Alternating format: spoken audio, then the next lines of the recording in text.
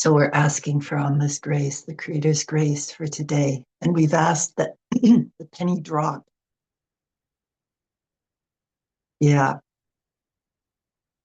Yeah, I can feel how much your hearts want this, the penny to drop. And so may it.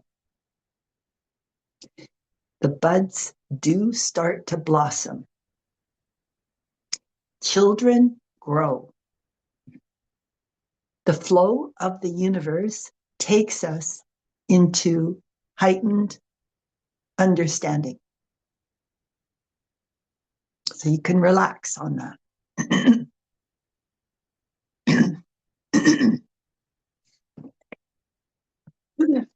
There's a lot that has come to me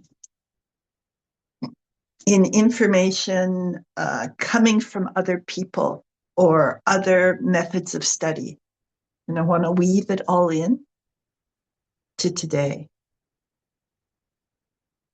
There's a poet called Joseph Pescano, Fasano, and he's worth looking up. He's like a modern day Hafiz or Rumi. David White, Whyte, is another very illuminated poet who could really help you understand what these satsangs are communicating. Okay, because we all get lodged in the religious way of looking at things, and sometimes hearing a voice coming from left field makes dawn break. So I just want to read you this poem called, from Joseph Pescano, called Words Found in the Rubble of the Last War. Yes, we lived in a time of darkness and did nothing. Yes, we looked up and we saw the sky on fire. We knew we had made the flames with our own hands. Yes, we wasted each breath on rage.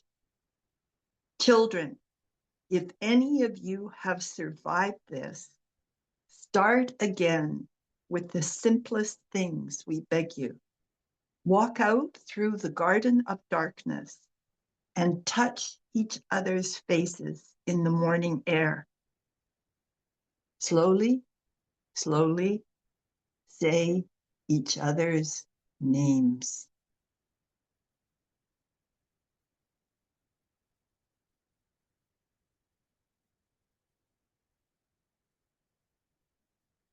This is what we're doing.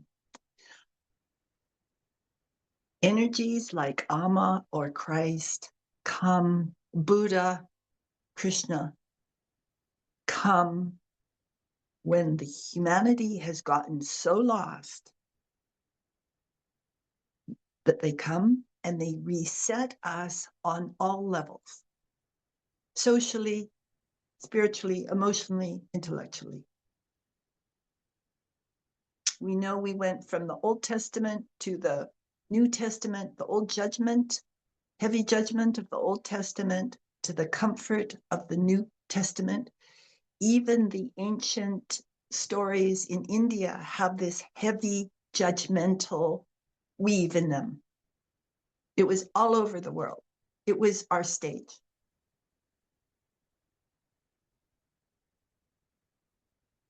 We're now in a new one.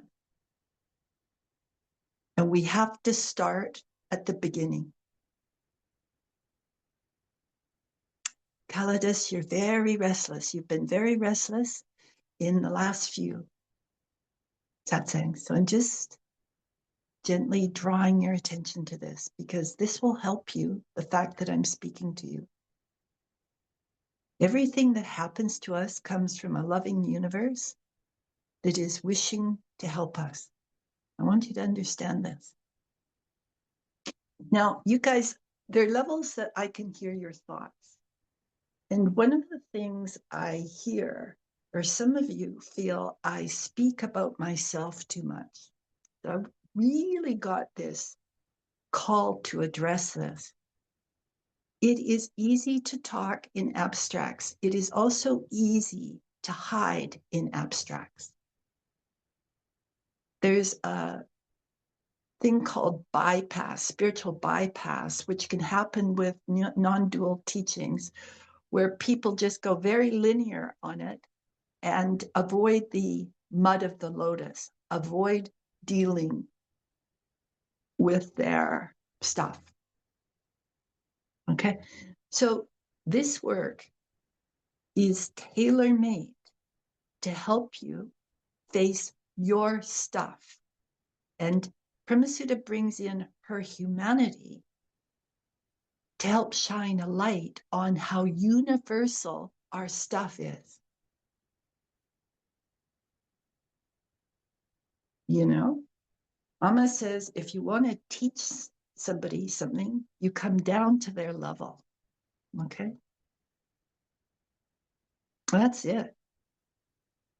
And when I talk about myself, I'm actually talking about things that are the universal experience on the journey. It's just a way of saying it in a friendlier way, in a way, in kind of a mothering way that will help you understand it, that will help you make the leap from what I'm talking about to your own personal experience.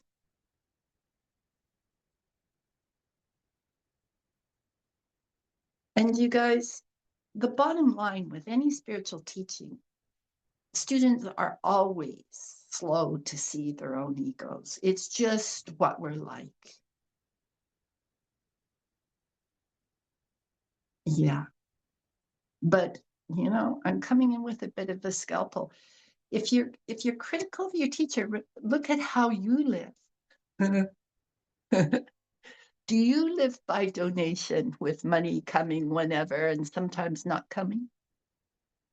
Have you devoted your life to the search and sacrificing income, just everything for that? And some of you have.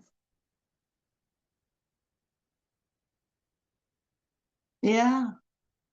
But one of the things, okay, and this is crucial to what I'm saying, because what I'm saying is not critical.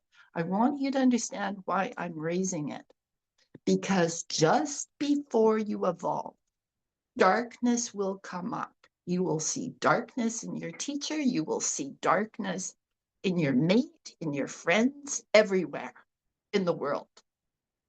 And that is a signal that you're on the move for transformation. And it is one step past that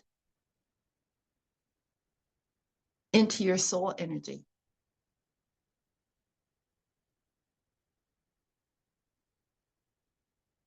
Right. So I want you to catch yourself when you're in darkness. I want you to turn up the prayer, turn up your passion to know, because that will take you over the threshold into a bigger understanding.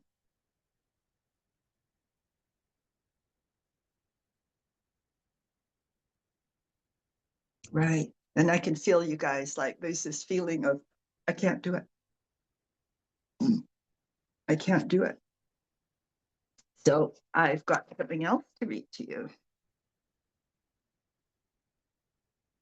And it's something Pescano said at the end of one of his poems. He said, didn't you read this believing in the one hope it's shown you that you are holding, that with the right words, you could still be transformed? That if you hear the right words, it's going to change you. We all hope for that.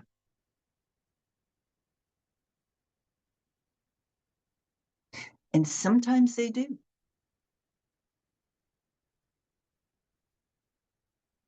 It is the love behind the words that changes us. And it's us opening to the love inside that allows the words to change us. And it's easier to open from the inside when you have a trust of the person who's speaking. It just makes it much easier. But that trust comes from time passing. And it also involves a trust of yourself. Do you trust yourself enough that you trust your data?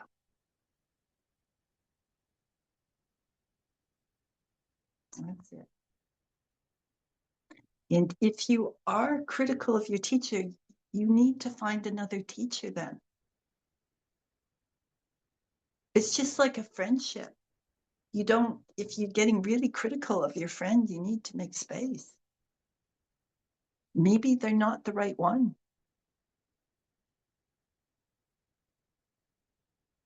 But maybe they are the right one, and you're just listening to your ego. I want you guys, I would love you guys to be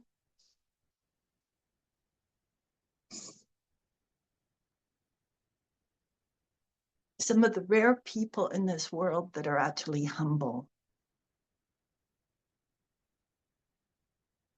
Because the only way you get spiritual knowledge is through being humble, open to learn like a child.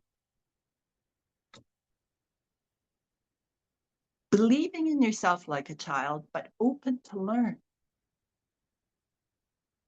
Yeah. There's another beautiful poem that reminded me of what I was saying to Shiva and Mae yesterday, and which resonated with all of you. And here's the poem, and the ones who attended yesterday, you'll recognize it. What if, after years of trial, a love should come and lay a hand upon you and say, this late in time, your life is not a crime. That's it. That's it.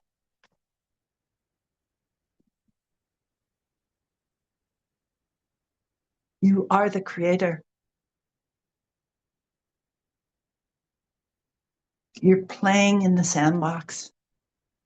It can look like we're getting dirty in the sandbox, but we stand up, brush off the sand, wash, and it's all gone. Yeah, that's it. I'm feeling some light growing in really the whole satsang.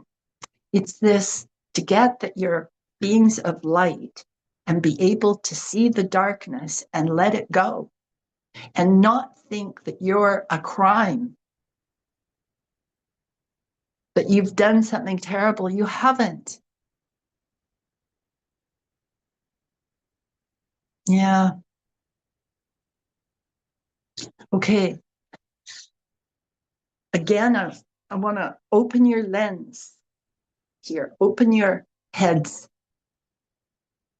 with what I'm going to say. And I'll tell you, this information is coming to me absolutely seamlessly. It's like me, it's like presenting, it's coming to me like just like at a restaurant being served the hors d'oeuvre and the main course and the dessert. This is how the information for the satsangs come to me with all this different information. It's tailor-made for you guys. Everything that I'm saying is coming from, I would say, you know, the creator, my inner Amma. Right. And it's tailor-made to get through to you guys. So there is there's a little booklet that was written in the 60s, 1960s, called The Last Child Who Remembered the Old Sky. And it is about, there are 200 kids who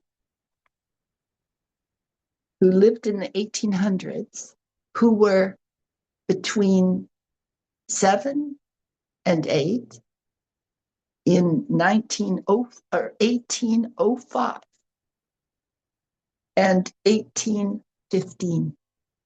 Okay, so it's a pamphlet that was published, but it's going back in time to kids who were 7 or 8 between 1805 and 1815. And these kids grew up into adults who, on their deathbeds, said things like, there's something wrong with what's happened. They all did this, and there are 200 of these. But as old people, they said, there's something wrong with the sky. The sky changed. It used to be bluer.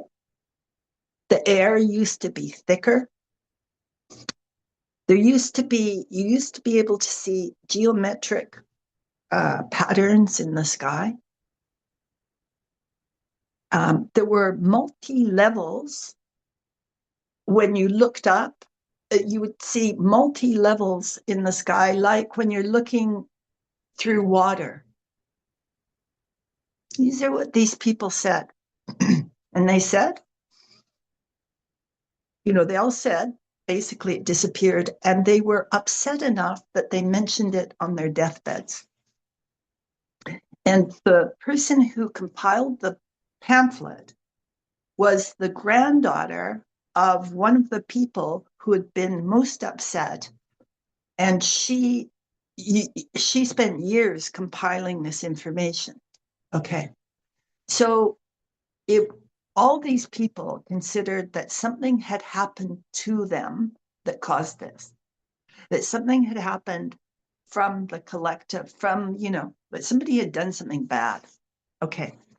You guys, at 7 or 8 is when most kids give up on trying to bring in their soul energy, and they go unconscious to it. That, Premasudha feels, that's what's happened to these people. And not knowing how to transform, they just carried this grief of their lost soul through their whole lives. Okay, this is what I don't want you to do. This is why there's such a focus on transformation in this satsang, and why I move really heaven and earth and give 100% of myself to help you. Okay, now this 7 and 8 coincides with Jean Piaget's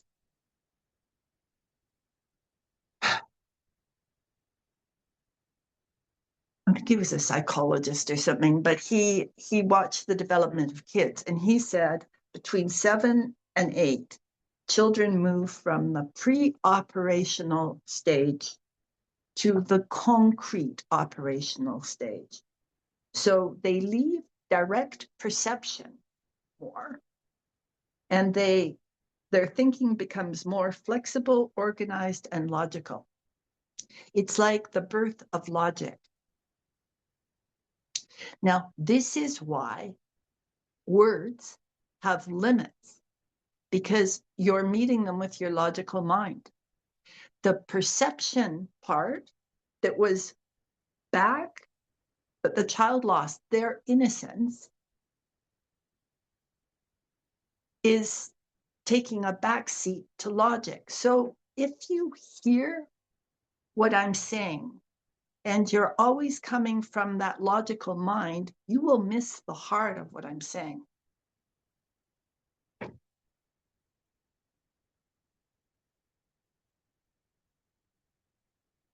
You have to open. And if you open, you can retrieve what that child knew. So again, I'm coming back to my own experience, because I'm wanting to tell you some universal things that will happen in your journey. And they're not widely talked about. One is, I remember having a direct experience of the stars suddenly becoming closer to me. It was like when I looked up at the sky, it was incredibly friendly. The stars were like friendly, like my friends, as opposed to that when I used to look at them, it was like they were a little bit, you know, Well, I don't know. You know what it's like. Look up at the stars. If you're not feeling very happy and you look up at the stars, they're kind of like, I don't know. They don't add to your feeling of safety. See, so to get to where I'm pointing, you have to come back to more your humanity, your human experience. And some of you really downgrade that with, my life is a crime, I'm a miserable sinner. So that makes it really hard for you to return back to that innocence of the child.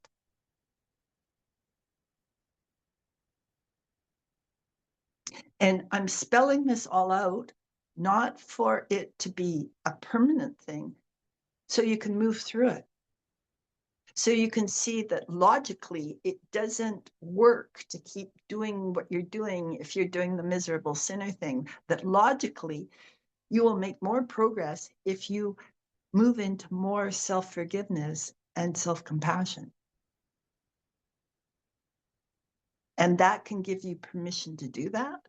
And that can make it easier.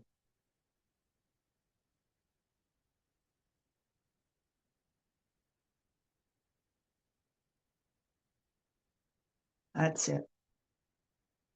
Again, and I really want to encourage you guys to go look at higher levels of information. Like I said, like you go to the highest, and that opens you to receive the creator's energy. So many of you walk around in kind of very low level thoughts. I hate to say this, but it's true. Very low level kind of egomaniacal thoughts without interrupting them. Right. I don't want you to do that. I want you to interrupt your thoughts with higher level contemplations. It's like, that's why I'm mentioning these poets. Okay, and I'm going to draw your attention to physics, because this is just what the world is like. It would be like this for you, because if you think of a light photon leaving the sun, do you know it can take thousands of years for one light photon to get through the mass of particles to leave the sun to shine as light. And this can happen to us psychologically too.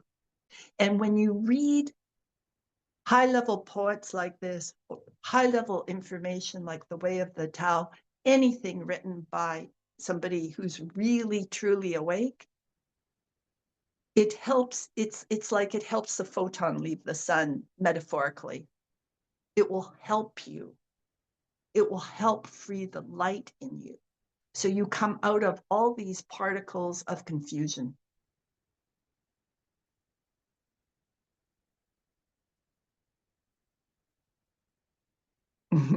I can feel some of you have shifted, so you can really feel the confusion in your hearts. This is not a step backwards. This is a step forward. This is helping to clear the confusion. Good. Right. You know that's true. That's good. It is. Yeah. Okay. So I'm going to tell you something that I think might really help you. And it is, I wrote out all this information.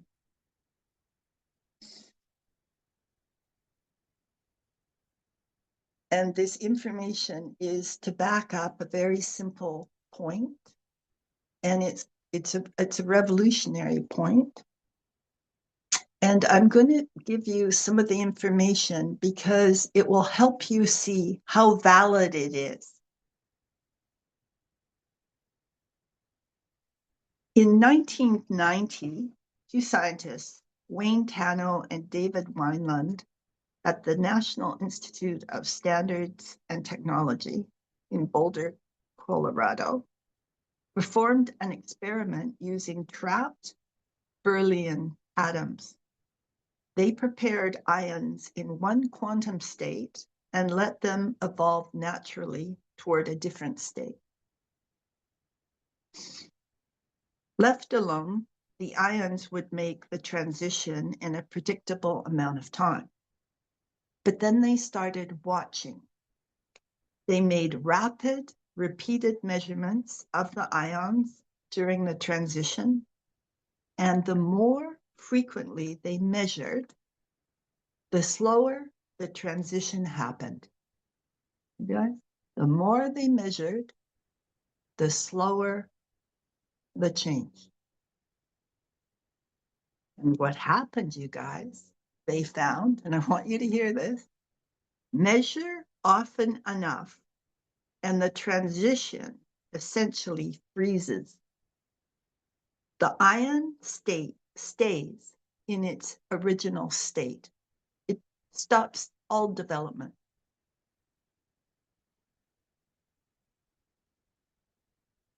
Watching it prevents it from changing. Our culture measures everything obsessively. And we do this to ourselves.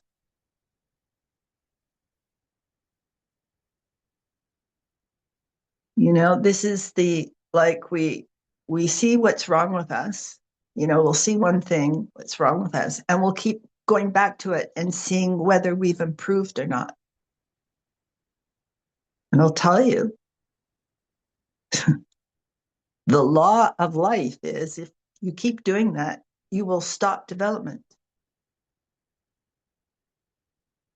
And that is why it's so important. I want to come back to this, to go up high and, you know, I want to say distract yourself with higher level information. You know, coming from, you know, the way of the Tao, these poets, whatever you can use, satsangs, whatever you can use so that you stop measuring yourself so repeatedly, so that you give yourself time to grow. We know if you've got a seed, if you keep digging it up to see if it's sprouting, it won't sprout. This is what this physics is talking about. And what's hard is our culture is so lopsided to the masculine, like I've said, that we're quantifying everything.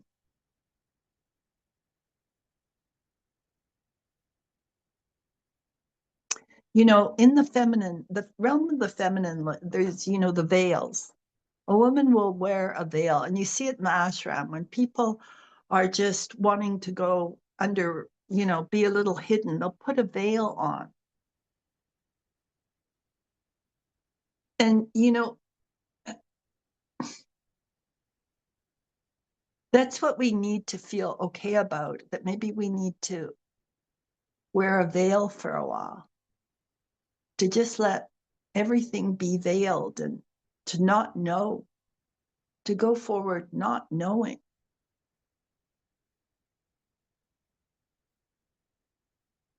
Mm-hmm. That's it. You know, we can go forward not knowing, the more we feel loved by the Creator, you know. The more trust you have, the more you can go forward with not knowing. And again, I come back to our upbringings, you know, the more we feel loved. It's like little kids feel, they're braver when they feel loved. A well-loved child, yeah, is braver. Amma tells a story of two kids in a shallow pool, and one child's playing happily, and one is panicking and feeling like they're drowning, even though they can put their feet on the ground. And they're asked, and one says, "Well, I know my mom is right here and will come anytime." And the other child who's panicking has no sense that their mom is near and will come anytime. And again, these satsangs are to help promote feelings of safety.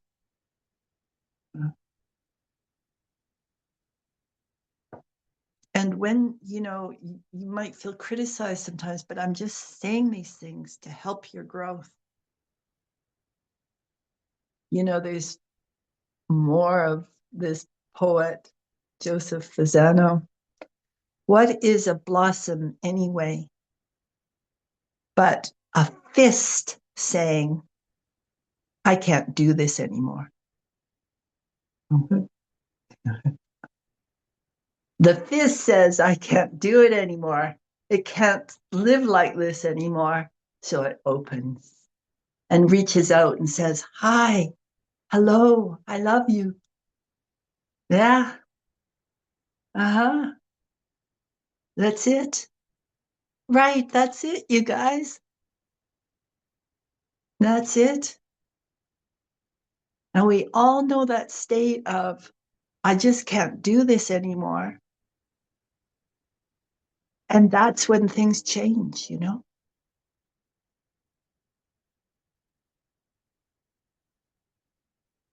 where we let things change. There's another one. Wake up. Stay here in your waking and do it. Finally, do it. Open to the whole of it. To the whole of it. The wind that sings, what's been here since the beginning. Listen, listen, listen. There is no one you're betraying in your changes when you become the whole wild song of what you are. There's no one you're betraying. You are, in fact, giving your gift. This poet, Pescano, was getting a hard time from some people because he posted his poems on Twitter. And basically, he said, look, I'm just desperately trying to help you. Yeah. I want you to keep that in mind. That's all this is. And as a byproduct, Premasudha gets helped. Whatever I offer to you guys comes back to me in spades. And my understanding grows. With quantum theory, particles behave like waves and particles, both. It depends how they're measured. So if you have the double slit experiment, if you have light going through two slits, it will make a pattern like a wave. If you have a measurement right at the point of where it's going through the two slits, it will act like a particle. But the thing is, if you add up all the particles and look at what they do, they make a wave.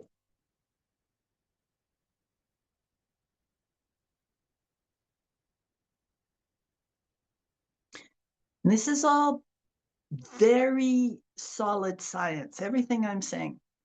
And if the light goes through, has already gone through the slit, and you choose a particular kind of measurement, it causes the particle to go through the other slit, even though it happened in the past. So our nuts and bolts understanding is not what's really going on. And our nuts and bolts understanding of our own lives is not what's really going on. It's way richer, way more complicated in a way more beautiful.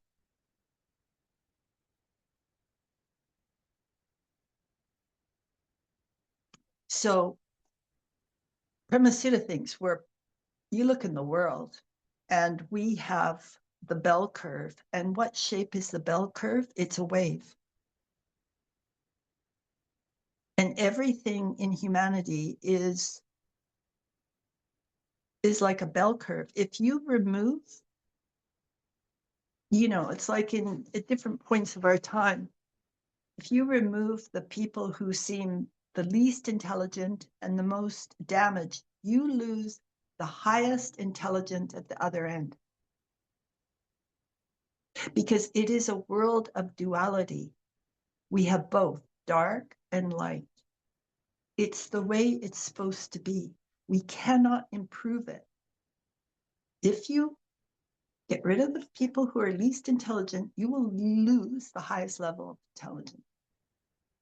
And if you think about it, when cultures start doing that kind of stuff, they fall into a very barbaric state of low-level functioning.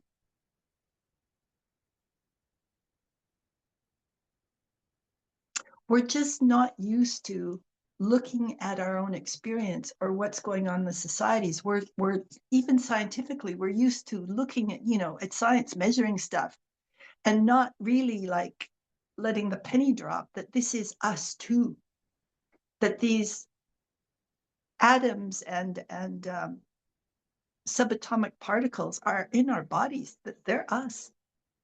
And these ways are the way our lives go, what they say, particles and waves. And we know we have trends, right? That's a wave.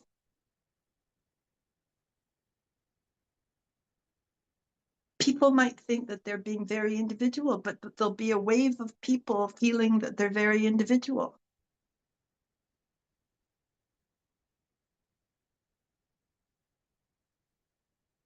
I hope all of this is helping you get up off the throne in your head and walk down the stairs to the most beautiful, comfortable throne in your heart, where the air is fresh and there's enormous peace, and Amma's flower petals are falling from your sky.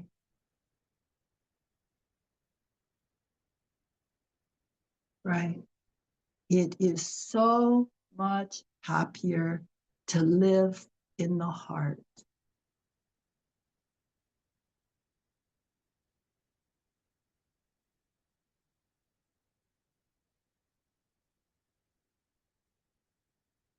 That's why, people who are really awake can face death with equanimity because they're in their hearts. They know it doesn't matter. A few minutes of pain. Oh, well. They know they're part of God. They know they can't be destroyed.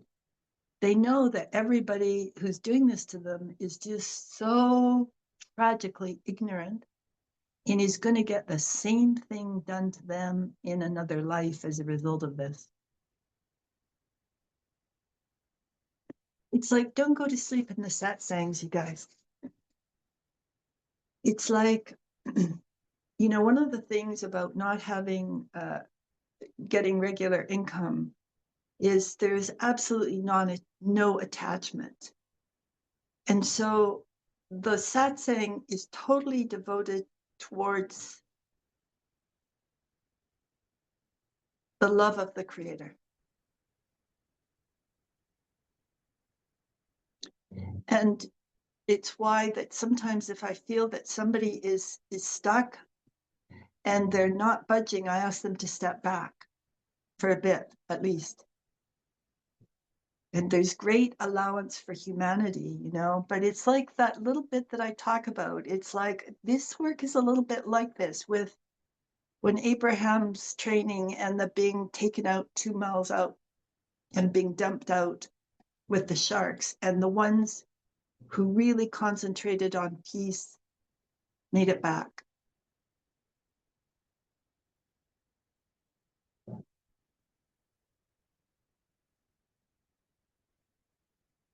there's a little bit of an arrow in these satsangs for, come along with it, come along with the love.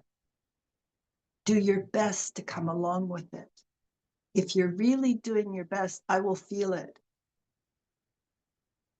Truly. There's some I know that are totally doing their best, and I'm very gentle with them because I know it's their best. But it's like it shows up in Joseph's poetry. Any awake person knows there's a real urgency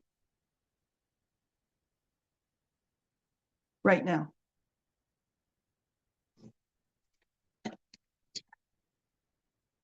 What was his response to the person, the Twitter?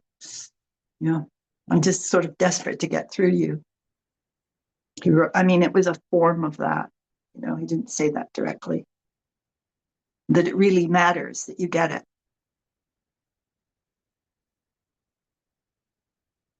And, Amma says in the time of Kali Yuga that unless there's some fear of God in there, people will not grow.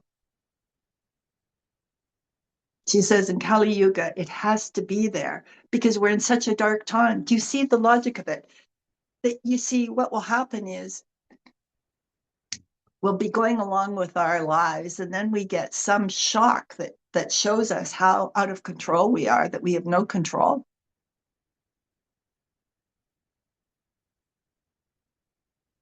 And we experience real pain. And we don't want that again. We want to avoid that. So we start focusing on the Creator.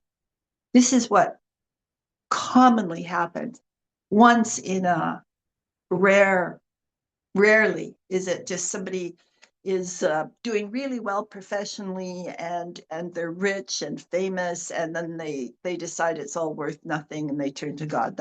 That would happen in the age of truth more. Satya Yuga. We're in Kali Yuga, the darkest time. So often we have to get whacked before we wake up. Or just be so generally unhappy that life isn't, that life itself is unpleasant. Then we will wake up. Yeah. So it's sort of like, in a way, the way I was with my boys. It was sort of like I loved them a lot. They knew that. But there was a part of like raising them as a single mom. I was like, you have to do this. You have to learn how to do this. One time when I had one son who was kind of, he was quiet, but he was rebellious. And he also avoided leadership. And it was a sailing course that I paid for. And which was hard in those days, paying for these things. And you had to become captain of the sailing ship for one day in this week. And he avoided it. He refused. And it was so much what he did in his life, refusing these challenges, that I said to him, okay, tomorrow, you have another chance. If you don't do this, you're going to walk home. And it was like 5 miles away. And he was like 10, I guess, 11. And he didn't do it. And he walked home. And it was one of the best things I ever did.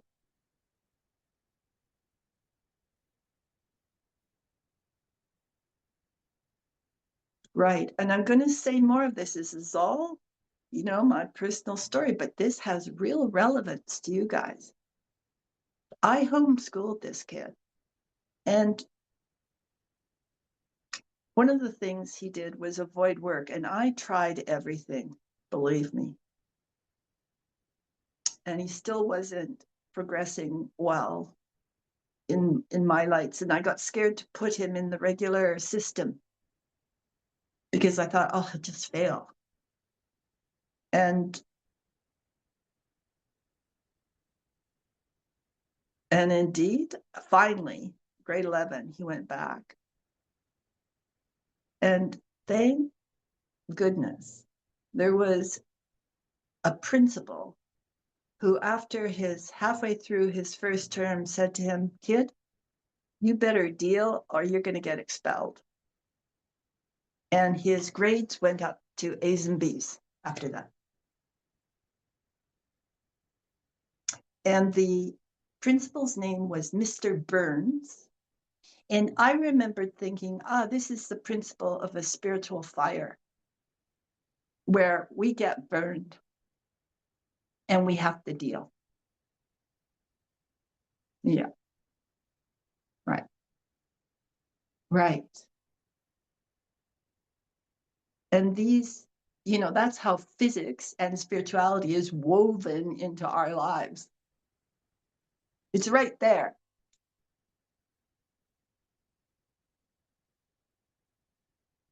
And this same child, he has enormous talents, and he was at 7, he got kicked out of Sunday school for asking a question of contemplation. This is at his dad's house, does church every week for the 2 weeks that he was there every year. And he was kicked out of it because it was such a high-level question. And the teacher couldn't deal. Yeah.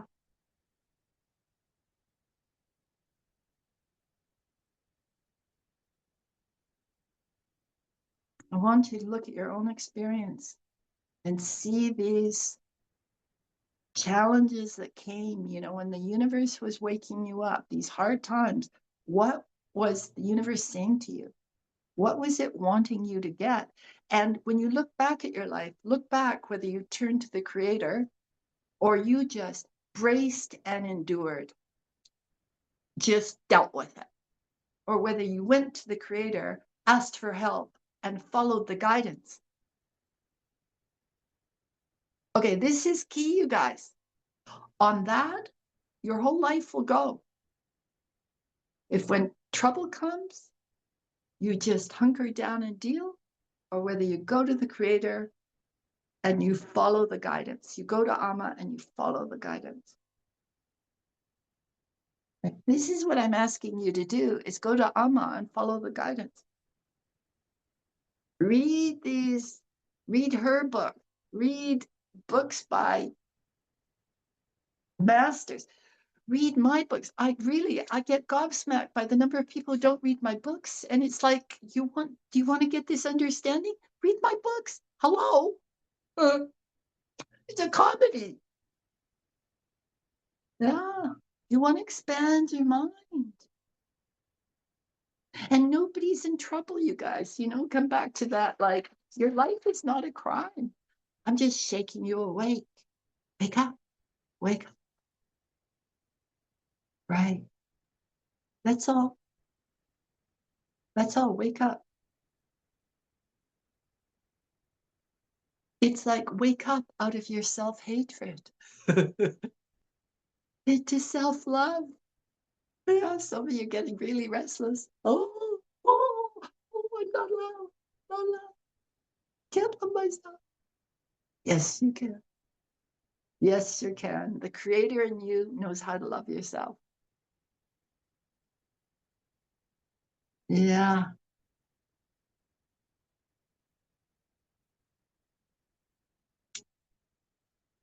Mm.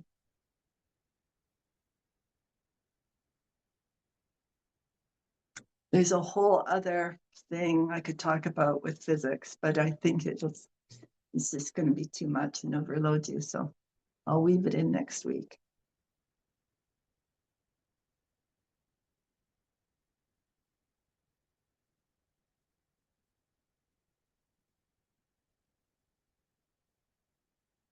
The other thing, again, and I'm going to talk about myself, one of the things with my son who didn't face these challenges, it was a big mistake that I put up with it for so much. I should have stayed with my instinctive toughness. There was part of me that, that really knew he needed something tough to happen, but I couldn't face it. I couldn't face I was too scared that he'd go back into the school and fail or have a mental breakdown or something. Like I was just got lost in this fear. It would have done him a lot more good if I had done this earlier. On the, been tough earlier.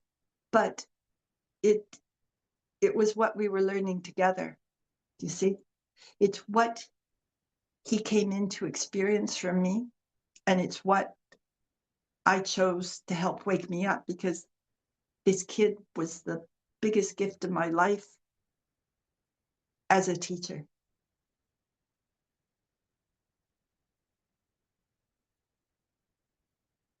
That's it. The people that rock us to the deepest spot are our best teachers, because they wake us up. They give us a chance to wake up. They give us a chance. We come to that decision point. Am I going to let this pain wake me up, or am I going to hide again?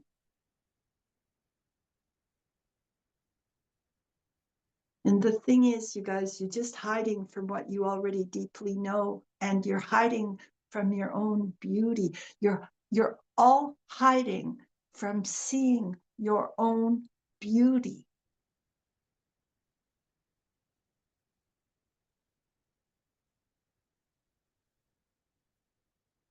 Guys, precious, precious gems.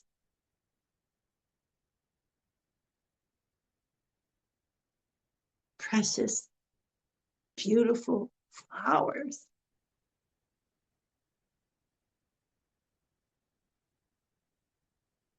You're like precious gems covered in, tar.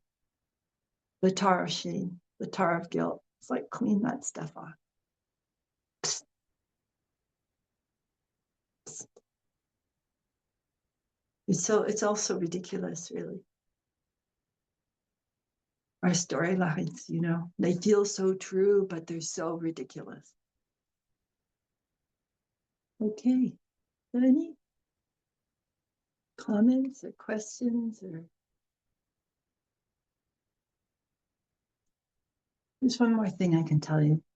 The latest developments in quantum physics, which is, again, the focus on the subatomic particles. So they used to think that black holes, that, something went into a black hole and it came out, that in the black hole, it reached the highest level of density, infinite mass, infinite weight, and gradually just dissolved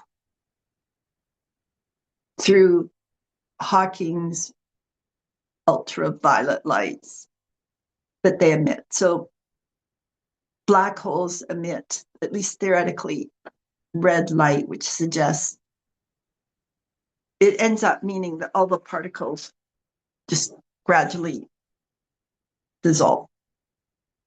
Okay, so it's an end game, this old view. Death is just like the loss of everything. Okay, so now the latest is that they're coming back to what ancient India knew through the string theory. And now the latest is that in black holes, what happens to matter is it gets elongated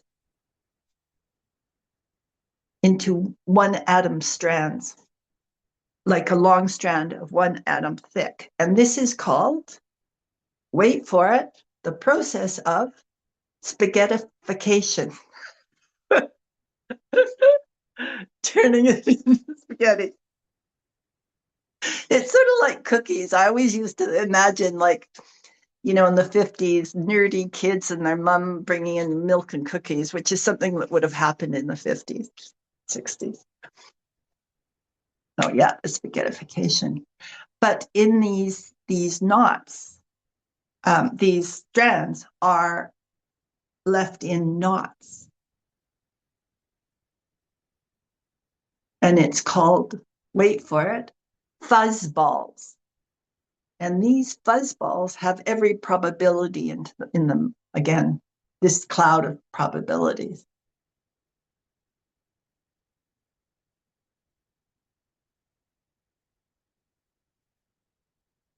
Okay, you think of knots. You think of knots in your bodies, in your muscles.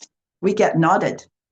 We have knots in our relationship. We get tangled up in relationships. We hit the same knot with the person over and over again. We play the same dance.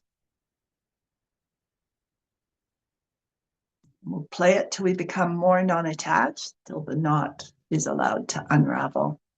In this higher understanding, that's why you guys go up to the higher understanding, because that unravels the knots at these lower levels. Yeah, Einstein said you can't solve problems at the same level that the thought that the problem constellated. You have to go up or down. If you're going down, you're going more unconscious. You want to go up and become more conscious. Go up, go up.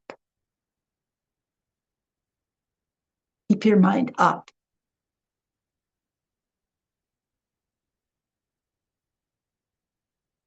Amma says, don't roll. If you fall, don't roll around in the mud. Get up.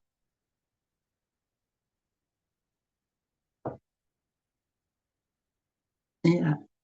It's the hardest thing, you guys, getting up. I don't know. I remember it's like, oh, I have to face this. I can't just get out of this. I have to face this and deal. Premasudha knows the feeling. You guys are all pretty monosyllabic, I think, after all this. You know, I feel like it's all a big poem, but I just don't write poems. I do this. Mm-hmm. Remember that the light is coming to you all the time.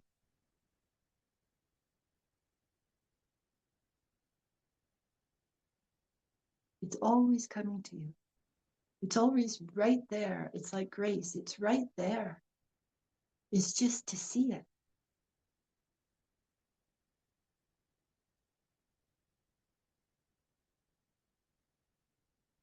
You just need to see it. When you see it, it dawns within you. Or it dawns within you and then you see it. I don't know which.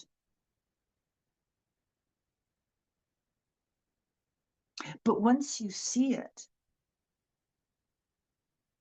okay, if you're a serious student, once you see it, you have to act on it.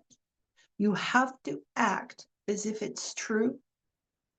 And if you can't yet, you have to work with yourself until you do.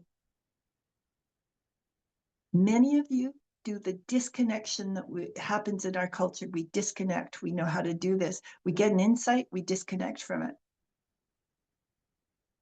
Don't do that. Weave it in. This is this training. Weave it in. Change your thoughts and your behaviors as a result of this new information.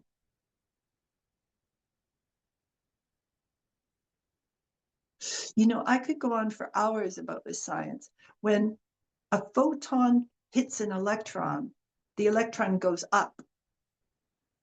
It goes up into a higher orbit around the center, around the nucleus. You guys, it's like, that's the whole point of satsang. So you go up. You get enhanced. You go up to a higher understanding. And you get the experience of the higher understanding of being in your body with a higher understanding. And that is what makes it become the new normal. You keep coming to satsang, you keep bumping up until you lodge there.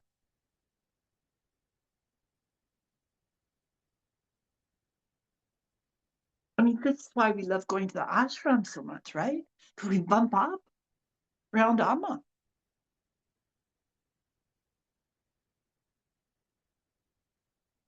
And our bodies get used to that vibration.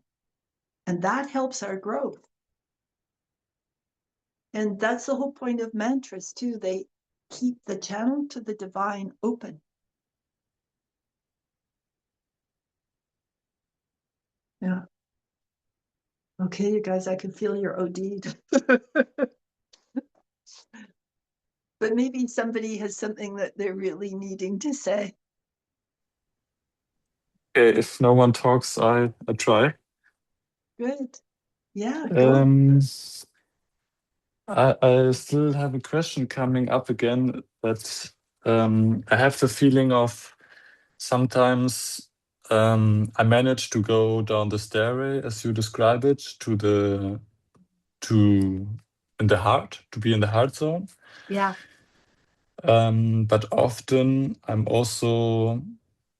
have the feeling of, oh, one month earlier, it was so much easier for me and I'm stuck in the head that Right. like I'm going backwards somehow. I have the feeling. Right.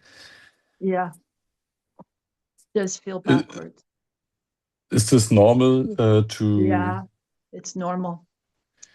It's you're clearing it on a deeper level. Okay. We have these, we come into the heart and then we lose it again because we're clearing other levels of our psyche and our cells and our past lives. Okay, so it's sort of like, think of it like, okay, you cleared 1 to 50, now you're on 1 to 55 that you're doing. You're doing 50 to 55 clearing Mhm. of levels. Yeah. It is like this. It's remembering and forgetting. It is the light. It is the dark. It's just the main thing, Richard, is watch what you do when you come back to the darkness or when you feel in your head again. Like, this is what I'm saying. Go higher, get a book, read a book, go to a poet, do something to help yourself. Mhm. Mhm. Don't berate yourself for being there again. Don't. Do you see Yeah, what I mean? Don't yeah, roll around in it. yeah. Don't roll around in the mud. Yeah, don't roll around the mud. Yeah. Go to something that helps lift you, that helps, something that inspires you. Mhm. Right. Right. I'm glad you um I'm glad you spoke because you may have to do it may not go like this, but it may be like this for Richard, that you might have to do quite a lot of work on this before you really tap into kind of a whole new garden in your heart, a whole new understanding. Till you tap into an understanding that's got more your soul in it. Like, you need to be patient with this. It's like a gold miner, the guy who patiently just keeps working the levels till he finds gold, as opposed to somebody who digs a hole and then gets fed up and then goes and digs another hole. Just keep at it, because you're a real candidate for finding this gold of your soul in a way that will help your whole life make sense. Mhm. Okay? Okay. Right. Yeah, really, it's like that. Like, you're this gold miner and you're working at these levels and you're digging. You haven't found this real gold yet. It's like you've seen signs of it in the dirt, promising this gold. This is for all of you guys too. Think of this. promising gold, suggesting that it's really true that there's a real deposit of gold there, and there is. And just keep going, and endlessly. It's like into the head, into the heart for a minute, and then we lose it, and just keep that, I think I can, I know I can get there. And this is where I go to the things that inspire you. Seek out these poets, these higher level information, because that will strengthen the gold in you and make it easier to find. Many of you just get discouraged with yourselves and roll around in that you're doing it wrong, or that your life is a crime. Yeah. Richard, there's something, it's sort of like, right now you're at the stage of chasing the witch. And it's like you're going to move into a place of you and the witch, of you discovering that the witch was this incredibly beautiful, divine, feminine energy, and that she just needed a little space to show herself. She just needed a little compassion before she could show herself. Mm. Right. And that's key to you. And that compassion needs to be shown to you, as well as, to your partner. It's like, to you, this compassion for being a human being who's really struggling to find this gold within, and who, gets tired and discouraged. Yeah, great compassion, Richard. The thing is that you so need this space and compassion to discover the gold, to discover this divine feminine energy. Not just the feminine, in your case, the divine masculine, but the focus on the feminine is very important, because you could miss it in your life. You could spend all your time chasing the witch. And this is where all my input will be to you around helping you find this divine feminine energy in you that would give you more space and more self-compassion and more peace. And it's the gold inside you already. If you say it, it gets really warm in my tummy. A good warm feeling. Good. It's like a well-loved child. That's it. We repattern ourselves and we become like a well-loved child, and it becomes easier to find the gold within. It's very good, Richard.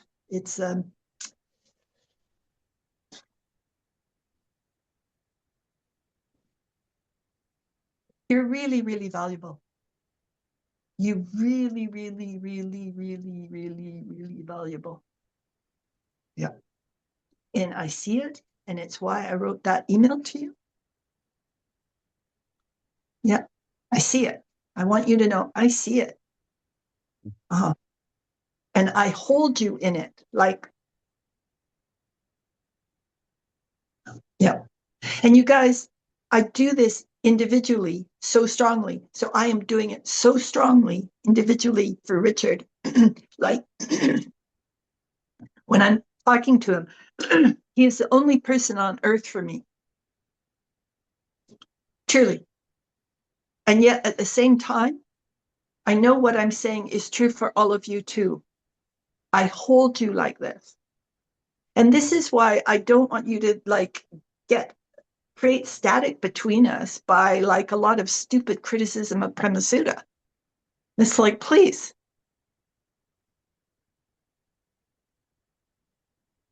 See the gold and receive the gold. That's what this whole thing is about. Right. Okay. So the penny dropped in a deeper way there, Richard. I saw this. I don't know if you felt it, but you will feel it if you haven't. Yeah. Good. J-Ma, good work, man. Happy. I helped I helped the whole group. Yeah. That's it. And like you guys, this endlessly takes years at the same time. Okay. Endlessly takes years, but live it as if you're going to be finding the gold any minute now. Because that ensures that you will find the gold finally in your lives. Yeah. And if you're here, you're sincere. Truly. They're only sincere people that can stand it, really. Okay. Richard, is there anything else you need to say? No? I don't think so, no. Okay. Good work. Thank you. Yeah, thank you. Yeah? Premasudha, I also wanted to thank you that you called me out in the beginning. And it helped me to realize my new situation more as I'm in Egypt for 2 nights now. Okay. And I was like, yesterday's satsang, I was distracted all over.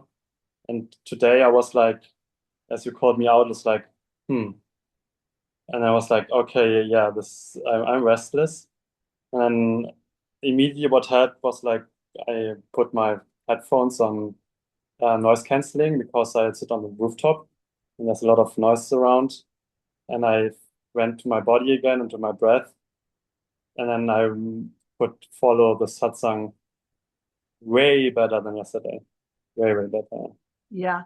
It's actually been for a while, dear one. It's not just this week. Okay. It's like 3 weeks.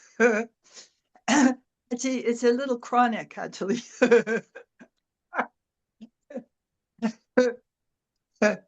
Not quite that bad. Not quite that bad. At the same time, I feel like I don't, when I'm saying this, I don't want to undermine you at all. I just want to tell you that this restlessness of your mind is a bigger problem. It's like, it's your biggest problem. Right. And the thing is, it's only a problem for the people who are really, really sincere. Okay? Right. Please understand this. It is the hardest problem for the most sincere people because they really want to come into their hearts and their head screams. Yeah. And it's hard, particularly hard for bright people too, because when you're bright, your mind's a symphony. Yeah. Yeah. So I really want to somehow transmit some comfort to you. Yeah. Yeah, it's kind of, I can feel, as you're going forward on your journey, you've left the ashram and everything, it's you're in an uncertain territory a little bit. Yes. Yeah. And so I'm wanting to give you some comfort somehow, to transmit some comfort. Yeah. And again, I'm saying only really, really sincere, brave people do what you're doing. Right. Right. Right. Yeah. It's like Amma says that we're all like, everybody's got a different amount that we can carry. Some people are heavy lifters. They lift a lot of crap, and other people can't lift that much, but they do what they can do, and they do what they came here to do. There's no There's no, but some of us have kind of a steep climb. It's steeper than for others. It's just what we set out for this life, you guys. You know, in some lives where we've gotten really exhausted, we will set up an easier life the next life. We won't have really steep climbs. We'll have just gentle slopes. And then, you know, we get kind of rested up spiritually enough and we'll do a steeper slope. Mm. You've got a steeper slope this life, Kaladas. You know this. Yeah. But it's like your soul knows how to do it. And by putting yourself in uncomfortable situation like you are actually activating your soul to help you. You know, you've Yeah. come out of, yeah, that's it. Yeah. Okay. So I'm feeling all this light and information coming to you, and it's all coming to you. And I can feel like your head seems small, a little small. It's like your thought process is too small for you. Mm-hmm. Mm-hmm. I'm wanting you to help include your heart more in it. Okay, you guys, okay.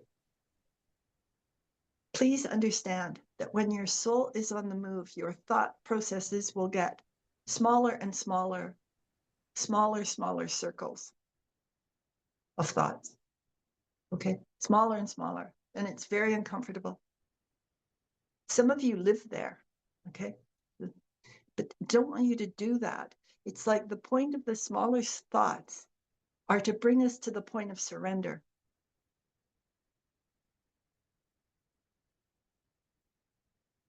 That is actually the point of your whole trip in a way, is to bring you to the point of surrender. And, you know, you may not realize that you've done it till after you get home, you know? I don't want you to judge yourself so fully. It's sort of like what I was talking about at the very beginning with what the measurement does. Yeah. It stops our growth. Don't judge yourself. Yeah. That resonated Right. a lot. Measurement thing. Right. Yeah. Yeah. You know what? Your head got a lot bigger with that in a good way, like in a comprehension way. Yeah.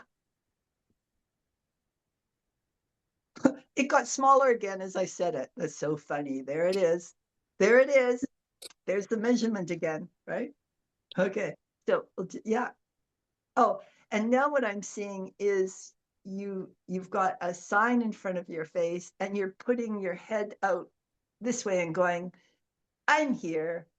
This is just like, I'm really here. This is just this isn't too serious. It's not a serious little game.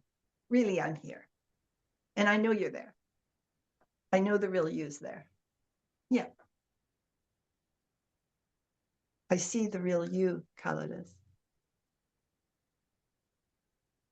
Yeah, I want you to really get that. I see the real you. You might not want to acknowledge that, but I do. Right. Actually, you know what? It's that you don't want to see what I'm bringing, because if you saw fully what I was bringing, you'd have to see it in yourself. Hmm. Right. Right. Right. That's the way it works, you guys.